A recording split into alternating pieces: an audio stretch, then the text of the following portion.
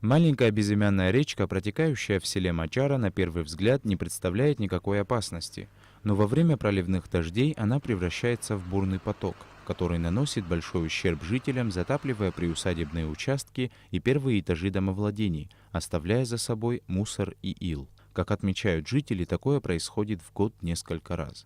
Проживаем уже 25 лет. Особые тяжести нам доставляет эта природа. И вследствие того, что сильные эти потоки с гор и еще река, все это вместе соединяются, и они большой силой атакуют нас. В прошлом году у нас 4 раза затапливало.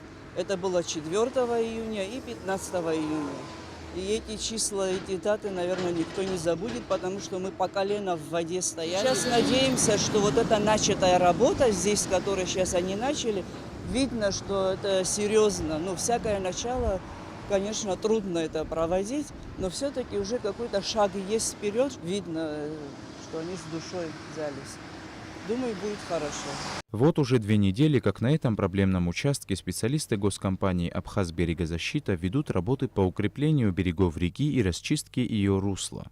Забитые мусором и илом трубы, по которым проходили ливневые стоки, были вырыты. Вместо них рабочие будут расширять канавы, бетонировать их и устанавливать устройство переезда. Работы по берегоукреплению начались с устья реки. Участки поделены у нас здесь, их 5 участков, мы их по-своему разделили. Вот, первый участок был, проблема была выявлена здесь, смыло участок великого деятеля, нашего политика Воронова. Вот, здесь она, в принципе, проходит сам канал, где вот эта речушка имеет свой выход. Вот. Она при вот этих переливах, она вымыла и участок начала забирать. Вот. Мы провели работы по устройству вот этой подпорной стенки. В принципе, погодные условия на сегодняшний день позволяют работы вести, как бы задержек никаких особо нету. Материалами всем мы укомплектованы. Работы по решению данной проблемы начались после того, как жители села обратились с просьбой к руководству района оказать содействие. За весь послевоенный период здесь ни разу так комплексно работы не проводились.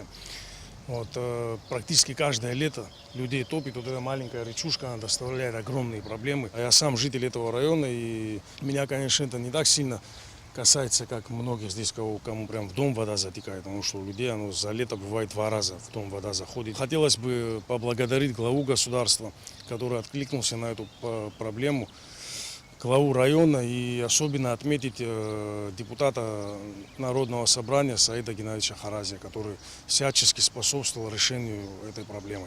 По словам специалистов госкомпании «Абхазберегозащита», работы по расчистке и укреплению берегов речки будут завершены в течение месяца. Саид Жарсалия, Степан Мартиросян, Абхазское телевидение.